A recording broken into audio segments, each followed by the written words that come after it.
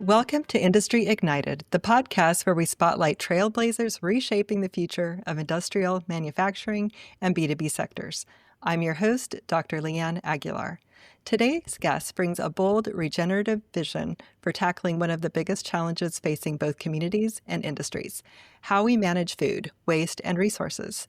Shannon J. Dobbs is a disabled veteran, regenerative entrepreneur, and the founder of the Fellowship of Living Systems. Through his company, he's creating community-controlled food infrastructure that transforms waste streams into climate-resilient prosperity. From developing technologies like Humisoil, which converts organic waste into carbon-sequestering soil, to building community-owned stores and blast chiller food rescue systems, Shannon is redefining what's possible when we stop managing problems in silos and start building systems that connect them. In today's conversation, we'll explore how Shannon's work intersects with industrial-scale waste, municipal operations, manufacturing opportunities, and global markets, and why his solutions are not just good for communities, but good for business. Shannon, welcome to the show. It's a pleasure to be on here, Leanne. Thanks for having me on. Of course. So Shannon, you've had quite a journey from serving in the Army to becoming a regenerative entrepreneur. What personal experiences inspired you to take on the food system and its industrial challenges? I had no understanding that I was doing that. I kind of fell into all of this. I was running nightclubs up in northern Nevada for a bunch of years after I got out of the service, and I started running into situations with my own personal health, not having access to healthy food, not really understanding what to do with it. And I ended up taking control of my health about 12 years ago, lost a bunch of weight, really kind of, for the first time in my life, had an understanding of what I was putting inside myself and how I could, like maintain a decent amount of activity, even with my disabilities, to be able to stay healthy and stay at a healthy weight. And while I was going through that process, I started realizing that a whole bunch of my customers and my friends and my employees were going through a lot of the same health challenges that I was going with, and they didn't have access to a car sometimes, or a functional kitchen, or teeth in some situations. And so that created additional barriers that made it very difficult for them to be able to make healthy choices. And so in 2015, I came to the understanding, there was an article in the local paper in Reno where I was running my businesses. The mayor was quoted as asking, why can't we get a grocery store in downtown Reno? And that was, as a business owner, the first time that I had an understanding that my leadership didn't know what they were doing or how to solve these problems. I think a lot of people, we assume that the implementing organizations that are in charge of, doing the thing have a pretty good idea of what they're doing, and they're moving towards solutions as best they can. What I found out and what I've learned in the decades since then is that in a lot of situations, our urban municipal agencies and other implementing groups are really dysfunctional and really just looking at this situation like, what do we do? So that kind of led me down a rabbit hole for about a decade, getting a better understanding of how our system actually works as opposed to how it's intended to work, and getting an understanding of what we can do to create mechanisms and systems in those cracks to be able to steward our scarce resources more effectively than just abdicating it to corporations or trying to do policy changes to, kind of demand change without having the mechanisms in place to actually support that change. Yeah.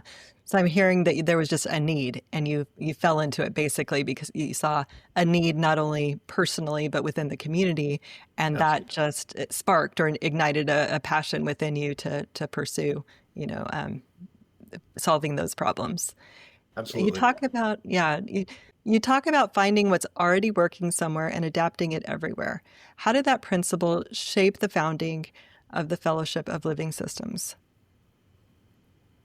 Well, templating solutions is kind of a standard part of troubleshooting. I've been a scrounger and a troubleshooter and a systems designer since the early 90s. That was essentially what my job was in the military, was figuring out where dysfunction existed and where we could make small changes that would replicate through the system and be able to create cascading differences downstream and allow us to be able to amplify our impact without having to put commensurate amount of resources into that amplification. So that was kind of the cornerstone of what I was doing in the military. And then when I get into small business, I brought that mentality with me. And so I ended up being very successful in nightclubs and commercial property ownership and a bunch of other things that I was doing over the years by employing those strategies that I'd learned in the military through small business, employing coalition building strategies for co-marketing, bringing what would be competitors together to be able to start growing the size of the pie and actually growing new businesses together. We employed so many different strategies to move forward in the business community. And when I started seeing this need, I started realizing that the nonprofit and the impact sector really needs a lot of those same skill sets. And unlike the entrepreneurial world, it doesn't really have an understanding about how that applicability works or how it can resonate with the impact that they're looking to do. So I'm hearing that your military background is what really help jumpstart that, and it gave you the skills that maybe or most entrepreneurs wouldn't otherwise have, that have to develop over time. So you basically had a jumpstart in that aspect with the foundation of the training from the Army. Did it though? Because I was running wall lockers in a military school when I was 14 years old. So I've always had that entrepreneurial kind of thing. I think it more honed and sharpened what was Okay. already there innately. But there was, there's a lot of mixing, a lot of weaving of different skill sets. After I got out of the service, I found out that a college dropout couldn't do the civilian version of my job. And so I ended up doing a bunch of odd jobs for years, just trying to figure out where my home was and what actually made sense moving forward. And that process of kind of existing and surviving around the edges of Las Vegas when I was living there ended up giving me a lot of skills in how to navigate through dysfunction and how to create opportunities where others see, kind of things falling apart. And again, I was able to take that into my own businesses later on and kind of weave it into a unique way of doing business that has Okay. served me very well. Yeah. So you're, I guess, always had that inclination. You're always a problem solver. I think always, or I'm hearing that you're curious throughout too, and always looking for ways to improve systems and processes. Absolutely. Yeah, especially efficiencies, stewardship of resources. I remember the first thing that I did when I took over my bar in 2006 is I looked around and counted all the light bulbs in the place. And then I did the back of the napkin calculations of how much money I would save of switching over to LEDs. And I did that and went through. And then 11 years later, I calculated the difference and what went into my pocket from that period. I was like, that was a good move. Yeah. So, do that over and over again. Right, right. It's the small things add up. They yeah, definitely do. So a lot of leaders in industry struggle to connect purpose with profitability. How has your personal mission shaped the way you think about building sustainable business models? When I took over Five Star Saloon in 2006 in downtown Reno, I didn't really have a solid understanding of what it was that I was moving into. I saw a profitable business. I saw an opportunity for me to explore entrepreneurism and to get into something that I had always wanted to do. But it wasn't until I got interviewed by the landlord, a guy named Bill Heggie, who's passed away now. We talked for about 3 hours, and he told me the entire history of the LGBT movement, the background and the struggles going through the 70s, and kind of all of the differences that they'd gone through over the decades. And he really reframed the situation for me. He was like, "Hey, take care of my people. This bar has been around for a long time. It's an icon of the community. It's a gathering point. It's an anchor, and it's really important to the community." And when he framed it for me in that way, it helped me to understand, oh, this is bigger than just a business. And so I've been able to take that spirit with me. And after I sold the bar in 2017, I started getting into nonprofit work and started realizing that there is a lot of commonality between the charity sector and between the business sector. And the more that we can really kind of apply that North Star to the business, like the core business model and the operating system, we can actually cross over and create bridge mechanisms between business and purpose, pretty much wherever we want. Yeah, and I see that. I mean, even in business and in both worlds, you're serving people and you're meeting needs. And businesses are founded on mission and visions and values as well. So there is purpose in business, and just as there is in the nonprofit sector. Again, guess it comes down to that core mission and vision. You 100%. describe America's trillion-dollar coordination crisis. From your perspective, what's broken in the way industries and municipalities currently manage food waste and resources?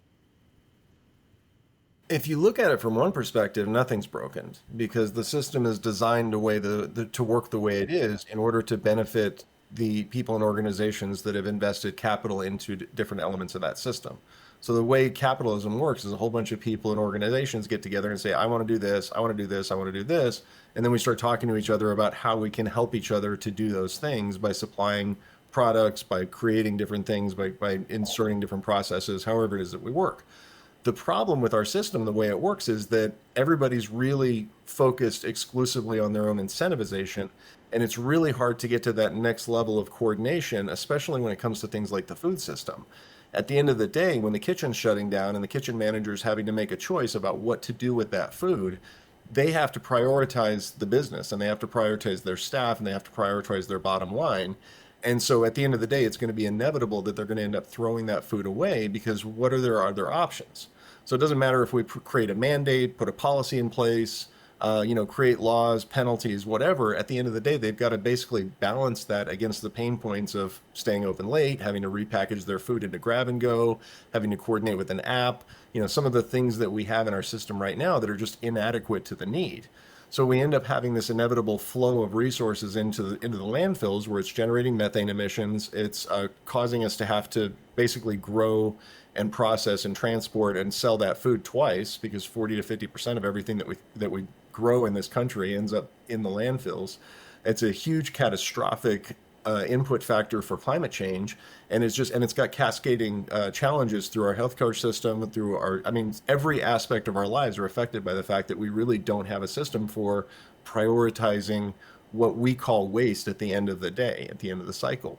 So really the $1 trillion opportunity is if you're looking at urban waste management, if you're looking at fire mitigation, if you're looking at the farming community, and if you're looking at, basically all of these different pockets of of aspects of the system, and you start looking at, well, what happens when this thing that's considered waste is moved over here and is considered value?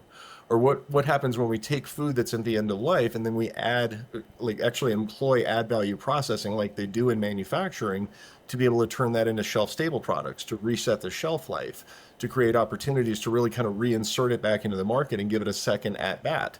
That's the cornerstone of what we're doing with Fellowship of Living Systems, is taking a living systems approach to the back end of the food system and using mechanisms and breakthroughs that aren't commonly known but are proven around the world to be able to apply a replicable strategy and a scalable strategy for taking all of those resources and getting them where they're needed and where the market actually values them. Yeah, I mean, those are some big statistics. I mean, 40 to 50% of food going to waste. I mean, tell me a little bit more about the systems that you've created and what you're doing. Well, the only system that I personally created was the grocery store component of the Nexus and Nodes model that I developed. So the grocery store component is designed to cash flow in low-income communities, what they're commonly called food deserts or food apartheid, areas that can't support a supermarket, which is our dominant model here in the United States.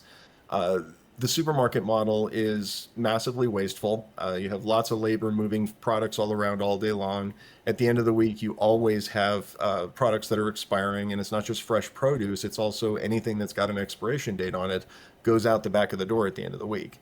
So there's this robust industry of food banks that run around and basically take that food and redistribute it through the community.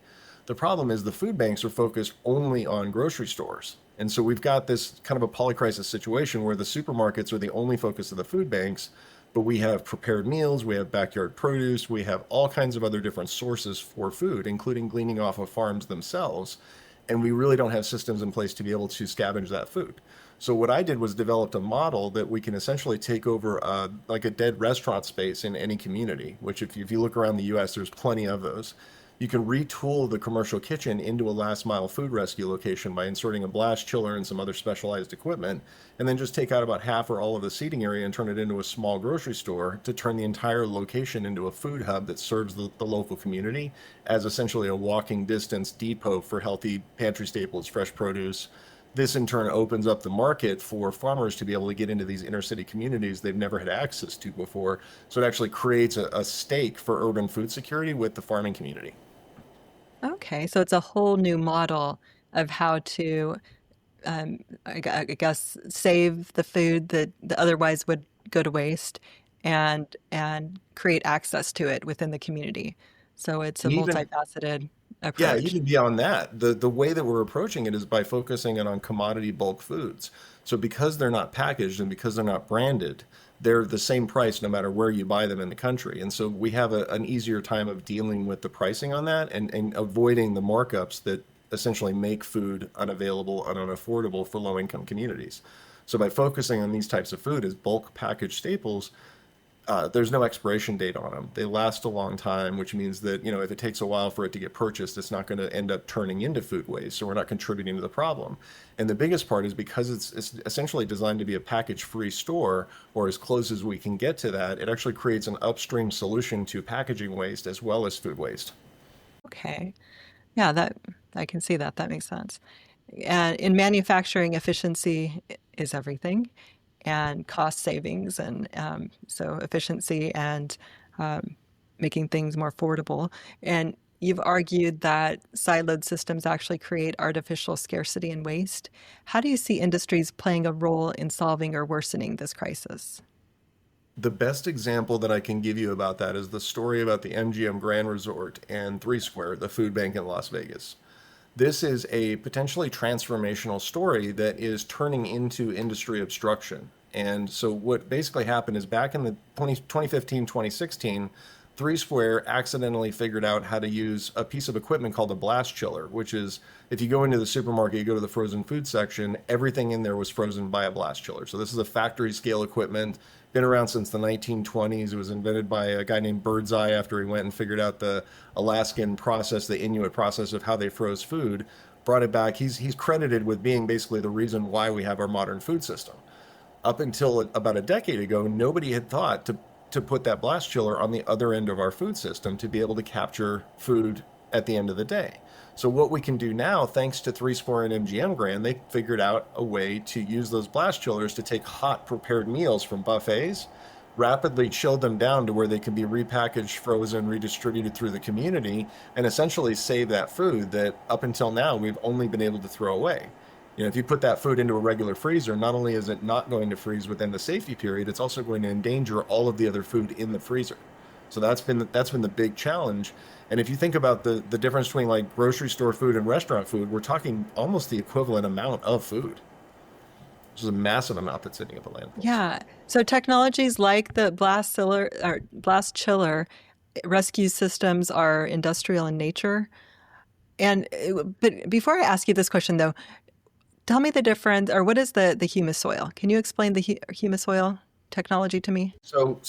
Fellowship of Living Systems operates on three primary legs, and all of these three legs are designed to work synergistically to create a waste to value system at the back end of our food system and to create a bridge mechanism between the urban and the rural communities. So the grocery model is the retail leg of that.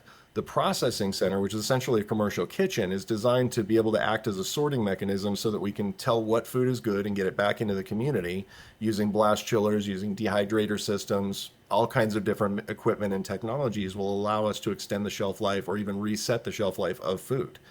Anything that we can't catch before it hits the ground, we have a third challenge in America and around the world where the best thing that we can possibly do with food once it's hit the ground is compost it. The problem with composting is that it can take up to 2 years. It requires a lot of turning, and you have to constantly check temperatures. You have to ensure that the bacteria and the viruses and everything in there are being eaten. It's a problematic process. It attracts pests. It's got a huge NIMBY situation and can't be operated in suburban or urban areas. It's a problematic way of doing things. And this is the way that we've done things since time immemorial.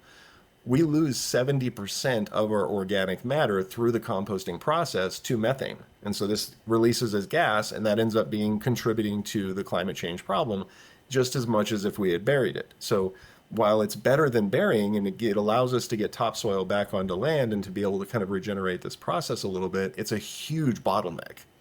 Now, about a decade ago, along comes this Australian ag tech company called VRM Biologic, and they found a bacteria in the Amazon jungle that can convert any biomass into a high quality topsoil that, and get this, grows water molecules using bacterial photosynthesis. So literally creates water molecules instead of creating oxygen like plant photosynthesis does. It does this in a 6-month period, doesn't require any technical aptitude. You just pile it into a pile, you soak it and inoculate it with this bacteria, cover it with a tarp, and walk away for 6 months.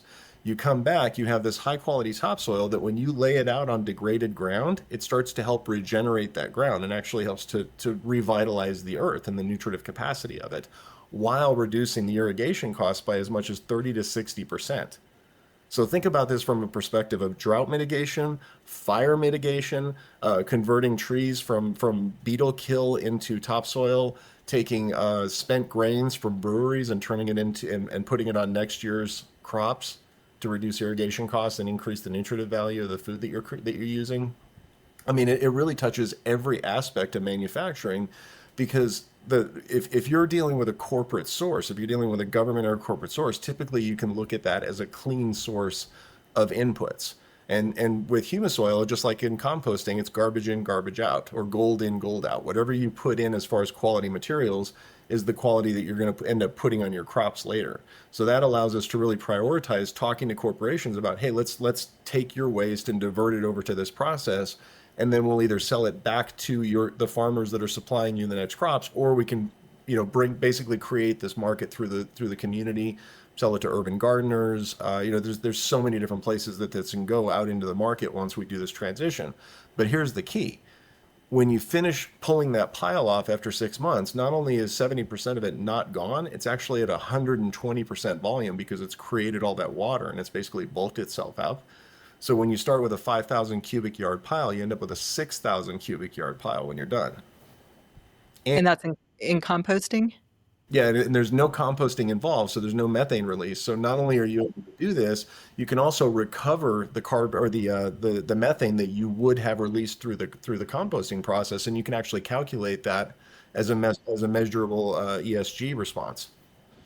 Okay, so it's a way to break down waste that's a lot more eco-friendly, and instead it doesn't add the methane to the environment like regular composting was. It reduces water usage and overall, yeah, just a faster process is what I'm hearing. A lot faster than. Well, and this is the key. This is the really big key is that it reduces the complexity of the process so significantly that it makes it accessible to communities to be able to do it themselves without having to go through multi-billion-dollar expertise in established industries that sometimes create a bottleneck because they don't like to adopt new processes.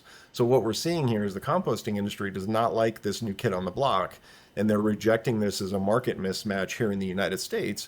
Whereas if you go over in Southeast Asia, some parts of Europe, down in Latin America, they're starting to really adopt this. And so you're actually seeing where the global north is lagging behind adoption of this new ag tech that is so critically important, especially out here in the Southwest. I'm here in Colorado, and I got to tell you, if we had a topsoil around here and access to large quantities of a topsoil that grows water in soil that is in a fire, a high fire risk area, that's something that really should be at the top of our list of conversations. But because of the way our market's set up, we're just not having that discussion right now.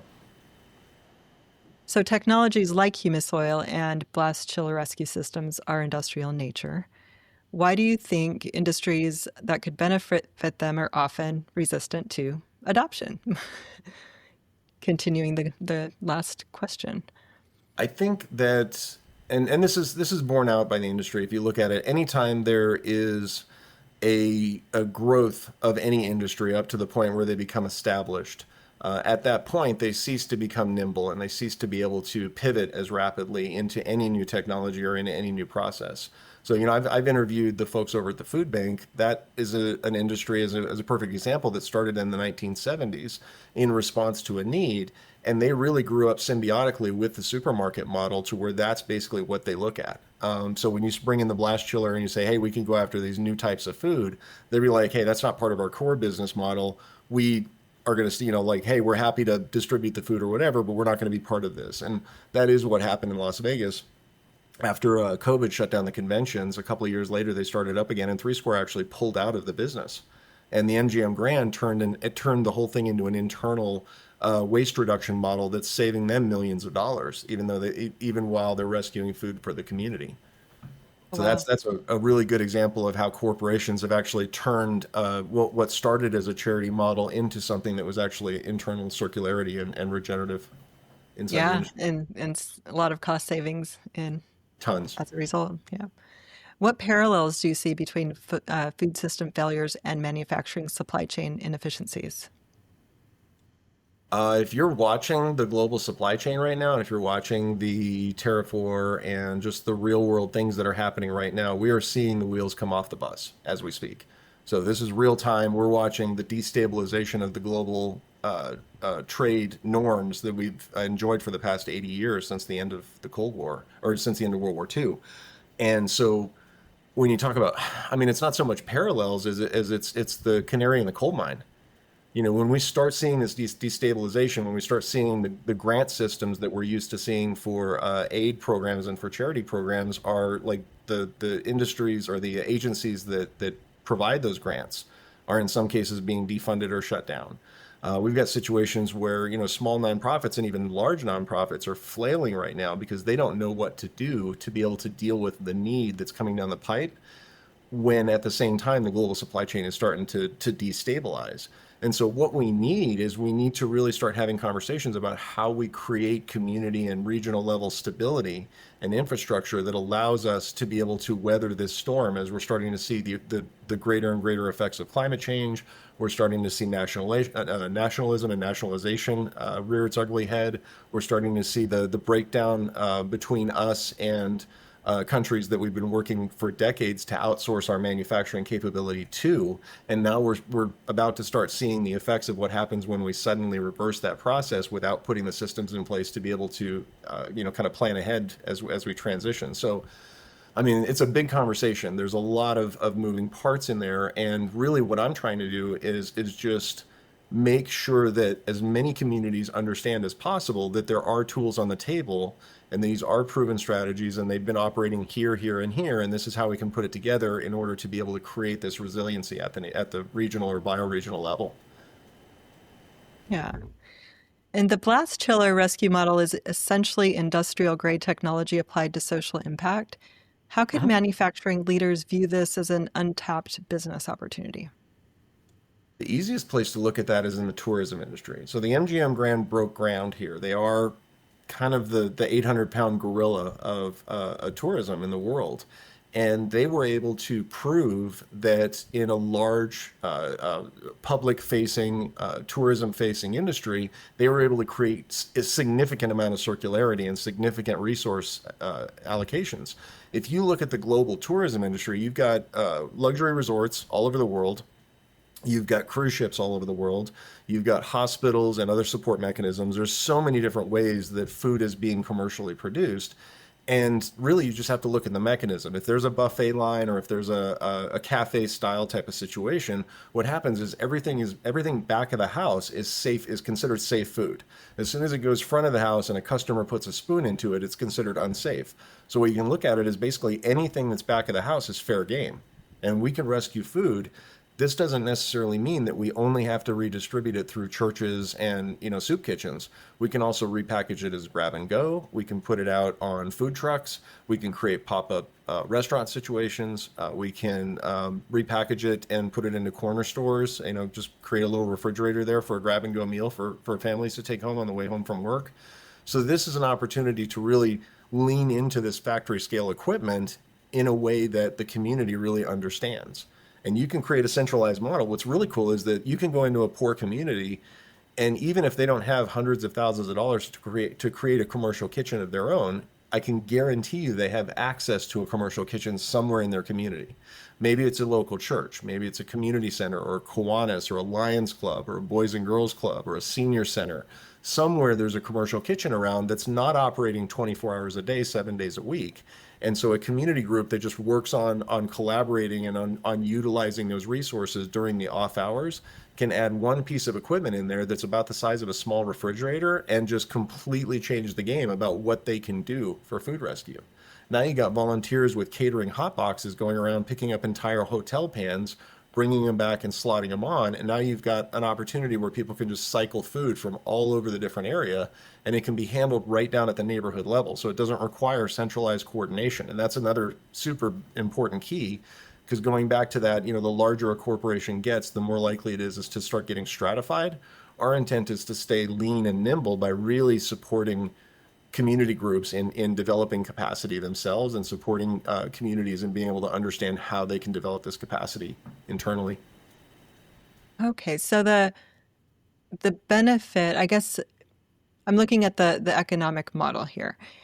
The who would be incentivized to then go to create the team that goes in to rescue the food? Is it the establishment itself, or is it the pop-up stores that you're or the small stores that you mentioned creating, or is it the like a food bank, or who is tasked at doing that? Who would benefit financially from rescuing the food? Let me flip this all the way around for you. So the Okay. group that benefits from this is the farming community. So what we're doing is we're completely bypassing urban dysfunction. One of the challenges that anybody will tell you, if you're trying to deal with social change, you're dealing with multiple different agencies and organizations and cross collateralization and all kinds of crazy stuff going on. And you have just a ton of stakeholders that all have their own biases, and they all have their own incentives, and they all have their own reasons for being in the game. And what that creates is just an incredibly difficult process to get pretty much anything done on the social justice side. So if you step away from that model and you look at the urban area itself as the dysfunction, you can actually bypass that by just reaching out to the rural community, talking to farmers directly, and actually creating an opportunity where they understand that they can reach out off their farms and develop industries and develop markets in the city, where they're expanding their reach down into the city itself. So growing those retail markets in low income communities is not a huge challenge. It's some shelving, a couple of refrigerators, a POS system up at the front, and you're done. That is not a complicated business model for a farmer to understand that they can actually step off their farm and hire a manager to run this place and actually have their retail store in the middle of an inner city. That's a huge head shift for them to get their heads around. But once they get their heads around it, now all of a sudden you can start thinking about it as farming the city. Because the challenge that we've got, I'm a regenerative practitioner. I graduated from the Regenesis Institute back in late February, and I've been talking to a whole bunch of land developers and regenerative practitioners and folks around the world that are very good at, creating the type of agroforestry and silvopasture processes that can actually regenerate the ground and can push back against industrial farming practices, and can really start healing the earth in a way that can be measurable if we can get it up to the point where it's, impactful at a global level. The problem is we've got huge bottlenecks for that industry and for that sector about how do we scale up our processes, because it takes years of onboarding. It takes ideological conversion. It takes a whole bunch of different things that frankly are really challenging in our world. So what I'm doing is essentially approaching it as a vendor solution where the farmers can approach the entire city and say, hey, urban waste management, we can divert your waste out here and use this Humisoil process to be able to sort this through. We can create this commercial kitchen where we can get this food out here and sort it back into the community and create a new market, or bring it back out, feed the pigs, turn it into Humisoil, do whatever we got to do. And so these are ways that the farming community can actually step up its game. And it's really focused on the rural empowerment of living and working and headquartering in a county that's right to farm, and really stepping away from the urban dysfunction by focusing on the rural growth mechanics. And really their priorities are completely different from the priorities in the cities themselves. Does that make sense? Yeah, okay. Oh, interesting. So it's yeah, the farmers are the ones that you would approach, or the ones who would spearhead the effort. And Absolutely.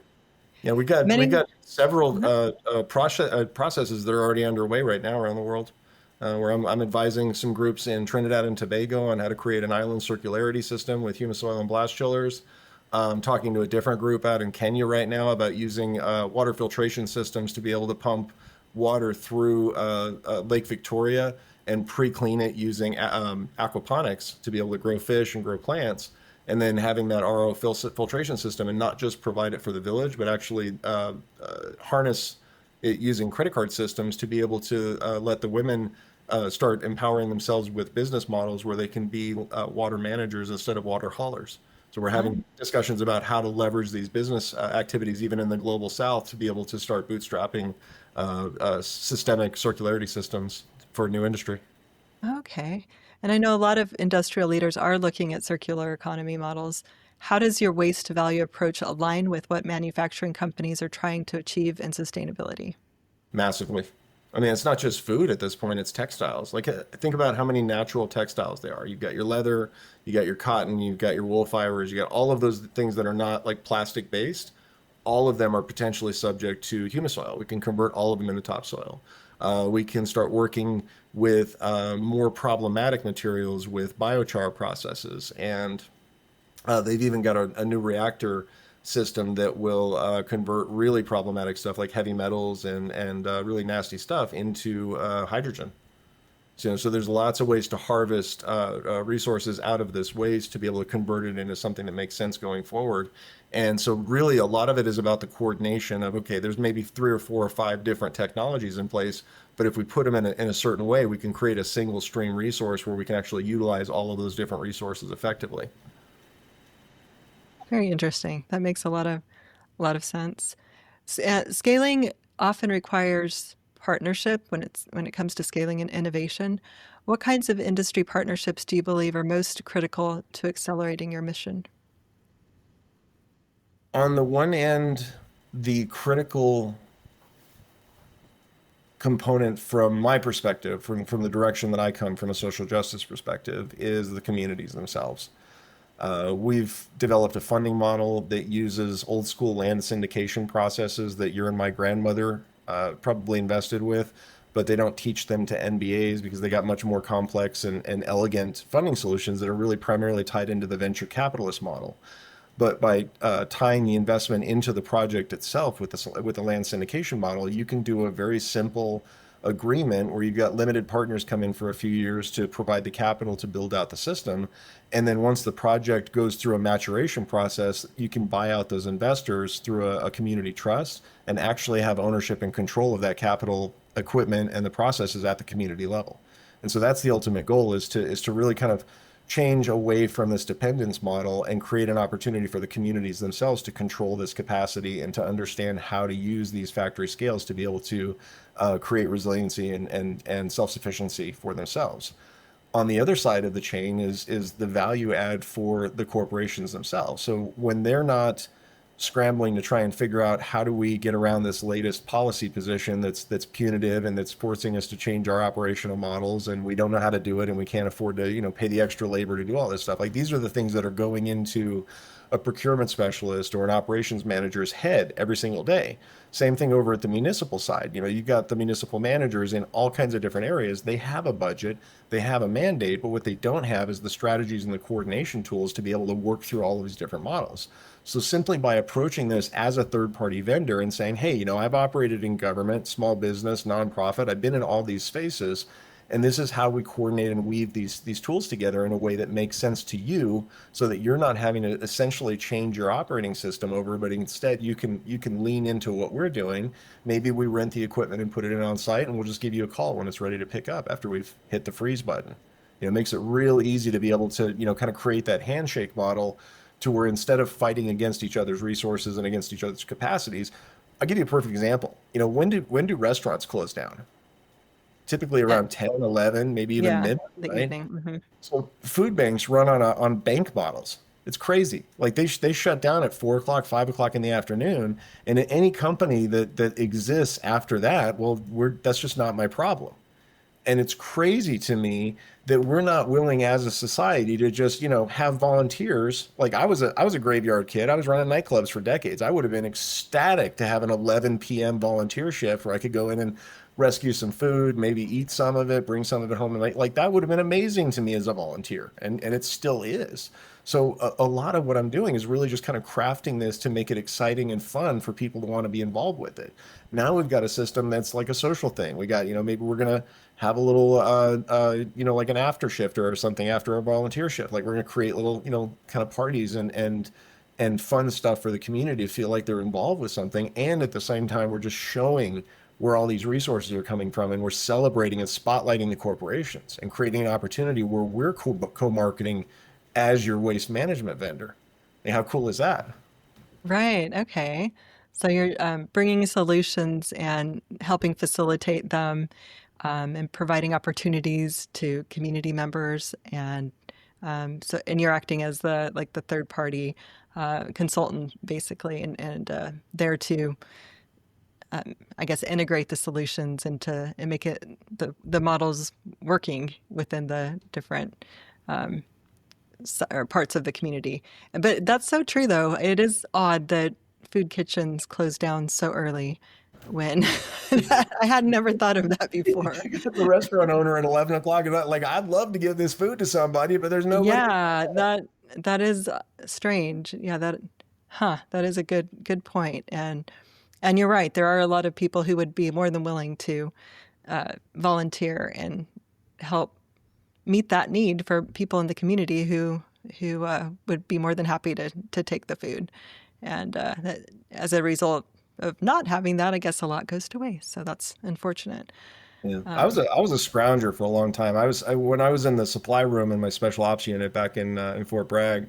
I trained under this supply sergeant that was an absolute master scavenger. This guy could get anything for any reason from anywhere, and there's nothing that could stop him from getting the mission accomplished. And so I learned from that perspective of like, hey, we got a mission and we can't allow anything to stop us from that mission. So now coming into the social justice space, like I'm in the position to be able to define what that mission is. And so if I'm good enough at being able to put this vision in place so that people can see from the step-by-step processes or the conversations that we're having that, oh, this isn't as impossible as I had thought. Like there's actually paths and avenues for us to be able to create connections and create resource channels that when you're at the 30,000 foot level, you just can't see this stuff. You don't understand the vendor mechanics and the relationships that happen at the back of the loading dock at right. 4 o'clock in the morning when the deliveries are happening and a pallet gets delivered that a corner of it's crushed. And so the receiving manager looks at that and says, I can't receive that entire pallet because, you Mm, know, SOPs, because rules, because reasons. And so right. now we can create a system where they have somebody to call and say, hey, I've got an entire pallet of food over here. The truck driver is going to be like, what am I supposed to do with it? And everybody's like, well, not my problem, figure it out. So we're going to be that resource. One of the first things I was seeing when I was doing, kind of investigations back in 2017, 2018, I was interviewing everybody from soup kitchens to you name it. And I found out that when you're driving from Nevada into California, the semis, the delivery vehicles, they're not allowed to bring fruits or vegetables into the state because of concerns about, infesting and Right. species and everything like that. And so when they get to the top of the pass, they get to the agricultural industrial inspection station, and if they have a pallet of fruits or vegetables in their truck, they get turned around. And so even back in the day, I was asking the Department of Agriculture, hey, can we, put a phone number up there, and the truck drivers can just give us a call when they're heading back into Reno, and they could just drop it off, and then we could process that food, and then we could, just kind of put it at the front of the line. So there's so many different ways that we can develop that individual relationship to where communities are calling us and being like, hey, I got. The cops show up and say, hey, we just recovered a stolen refrigerated truck with 46,000 pounds of food. Can you get rid of it for us? Like that kind of thing happens. Mm-hmm. Wow. So what are they doing with it now? They just That exact scenario actually happened to a nonprofit that I was volunteer with down in Colorado Springs a couple of years ago, and they put out the red alert and they called families up, and I mean they got rid of all 46,000 pounds, but it was like in a 24-hour period. They were racing against the clock before the food went bad. I mean right. it was crazy, But there and for wasn't a system in place. Yeah. yeah, I mean, and for them to be able to do something like that, that's a testament to their volunteer staff. And Food to Power down there is the name of them. They're amazing. If you're looking for a local volunteer group and nonprofit organization that's a gleaning org, they're definitely I absolutely highly recommend them. There's other nonprofits out in the western part of the state, like the Learning Council in Paonia. You've got the Consumption Literacy Project in Denver. You've got REMSR down in Pueblo. You got all these different organizations that are working on their areas. What my goal is to support and position to be able to provide a back end logistics support group for those small nonprofits. for those pantries that are scratching to survive, for community groups that are struggling to figure out how grocery stores might work in their community, for people that are trying to figure out urban gardening but they don't have the tools or the understanding. So those are the types of things that ultimately we're going to be positioning to be supporting with these kind of factory scale logistics solutions that's going to be able to flow more resources to these types of situations so that we can really impact and amplify that impact on the ground. Okay. You mentioned that you're working with coalitions abroad, for, like you said, Trinidad and Tobago and Kenya, I believe. What can U.S. industries learn from how developing nations are leapfrogging with these solutions? What's really interesting about this situation, I started pivoting overseas because I was getting so much resistance and so much pushback here in the United States.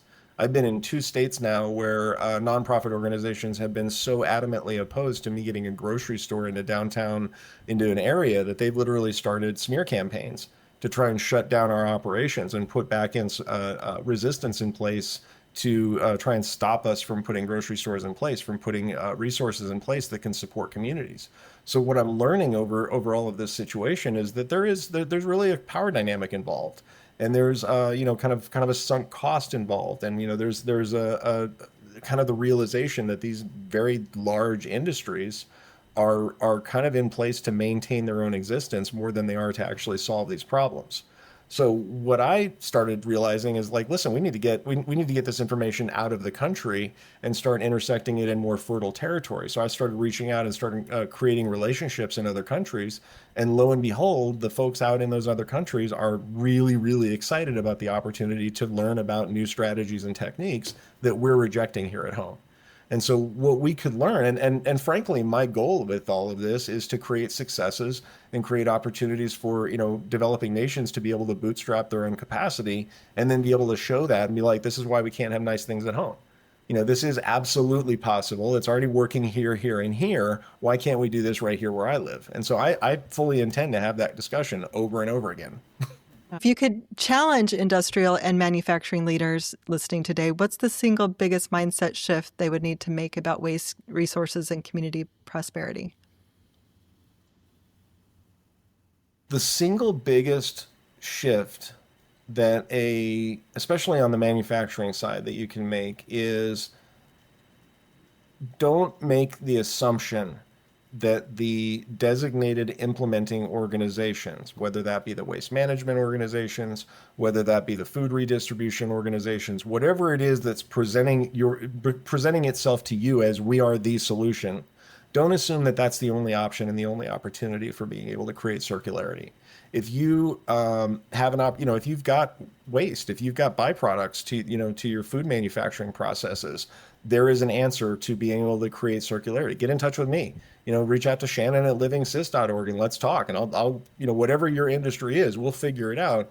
And my goal is to really kind of create a coalition of industries. If manufacturing really understands what these tools are and what they're capable of, and realizes that the farming community has an opportunity to really support them in the cities in ways that urban management has really not been able to do, and really is kind of resistant to doing, that creates an opportunity for us to create completely different relationship dynamics.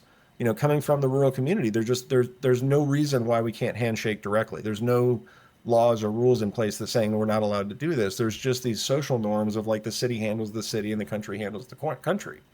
And we're seeing greater and greater divides in our country that are caused by these silos and by this misunderstanding that's going in between these industries. So the more that we can start knitting these things together, and the more we can start sharing language and sharing conversations about, like, what's working on either side and how can we align our interests better, that's actually going to help reduce these disparities and these conflicts that we're having in our country too. So that's one of the mechanisms that that we hopefully are going to start knitting together the fabric of our society at the same time that it's dealing with stewarding of scarce resources.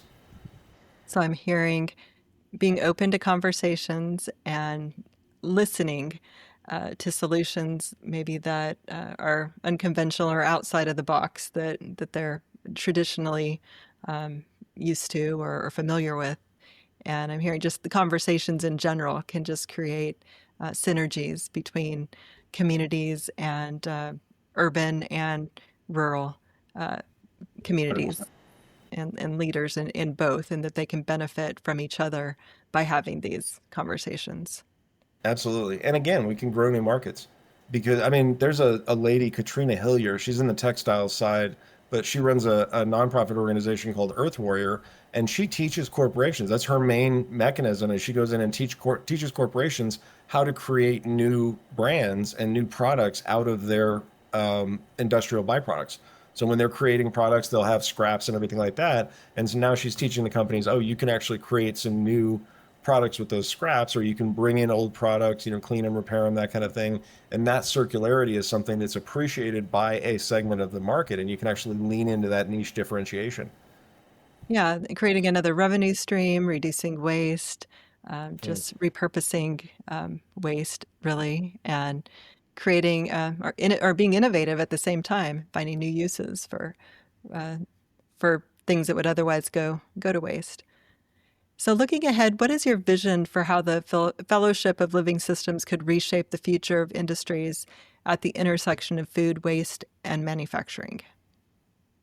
We are in the process of, I have a shovel ready pilot program in place to create this mechanism here in the eastern Colorado area. We're going to be focused on Weld County for the headquarters. We're going to be looking at the Denver metro area for the first commercial kitchen, looking at supporting some sub nexuses in Pueblo and Colorado Springs, and then targeting the western slope, Paonia, Grand Junction, Palisades areas with different aspects of these processes. And really, we're going to be leaning into supporting these local organizations, helping them understand how to build and how to apply these strategies in their context. And at the same time, helping them to help us understand what those contexts are. And so we can dial this in and really create an opportunity that when we're replicating models, we can replicate it across urban, rural, farmland, tree areas, forestry areas, mountains, desert, all the different areas that we're dealing with. Part of the plan is to actually roll out Humisoil in 3 states. So we're looking at Texas, Washington State, and Colorado for 3 different markets, one of which is going to be approaching the Texas Mexico border to be able to start looking at what we can do about the cross-border waste. And anything that's going on through import, a lot of times the food will end up like not being accepted, and we've got to do something with that on both sides of the border. And so that's going to be a big part of it. And really kind of the living systems approach is that we're looking at the revenue models that we know, and so we're going to be building on those platforms as like these are going to be the stable parts, but we're going to be experimenting with different aspects and possibilities. So agroforestry, we're going to be dealing with living systems design on solar panels and elevating those and putting silvopasture underneath and putting shade tolerant crops, seeing how we can double up production on the same acreage. And we're really experimenting with all of these processes and bringing them into the fold and giving ourselves an opportunity to understand, what actually can we do in the food system when we start paying attention to it. Great. Sounds like, yeah, you have a lot going on and a plan for growing or growth plan in place. And so finally, Shannon, if you could leave listeners with one message about leadership in times of complexity, what would it be? Lead. Don't let anything make you feel like you can't lead. I have significant spinal disabilities. I've got a head injury and a stroke history. I sold my own businesses and walked away because the complexity was too much for me to deal with. But that doesn't mean that I can't guide a vision. That doesn't mean that I can't reach out and share what these possibilities are with others. And I'm already getting allies around the country, around the world. There's people that care about these things. And so if you're in a community, if you're in an industry, if you see something that needs to get done, figure out who else is doing that and create alignments and figure out where your allies are and figure out which stakeholders are involved with that. And if you don't understand what those are, I mean, I'm in the process of producing AI bots that can help people onboard under regenerative practices and understand their industry from a different perspective. And so we're having these conversations out here, and so the resources are there, they're available, and a lot of this is just new and unfamiliar to people, and and the unfamiliar is always scary. But in this particular case, they always talk about the degrowth model, but growth means understanding the complexity of our resources and how to steward them in a more effective way by communicating across these silos and really kind of reconnecting our pathways in ways that we haven't really considered for a long, long time. Yeah, I like that. Lead. So leaders, if you're going to be a leader, lead and take responsibility for that leadership and take action is what I'm being very clear on your vision, finding people who align with your vision, and then taking action. We So got this. Shannon, yeah, thank you. Yeah, thank you so much for sharing your story, your vision. It's super inspiring and interesting. It's very powerful to see how regenerative thinking and system innovations can transform not only communities but entire industries. So remind our listeners, I know you mentioned your website, but how can they get a hold of you to learn more about what you have going on? So my email address is shannon@livingsys.org, and that's SYS, short for systems. And you can go on there. You can check out my blog. I've got a book there that's available for download if you want to really dig into how regenerative design applies at the systemic level. So looking past the land to the business systems that we operate through to be able to regenerate that land. I'd love to get in touch with folks that are working in the corporate world, especially because we're working to create this coalition across these sectors and to really create an opportunity to bring these technologies and these processes at a higher order potential, so that we're not doing this project by project whack-a-mole, but can actually look at this as a cohesive, coherent strategy for elevating our ability and our impact in the climate space in the food system. So, yeah, well, thank you so much again. And for listeners, thank you for joining us today. Be sure to follow us and stay tuned for more episodes. Until next time, stay bold, stay curious, and keep igniting industry. Thank you.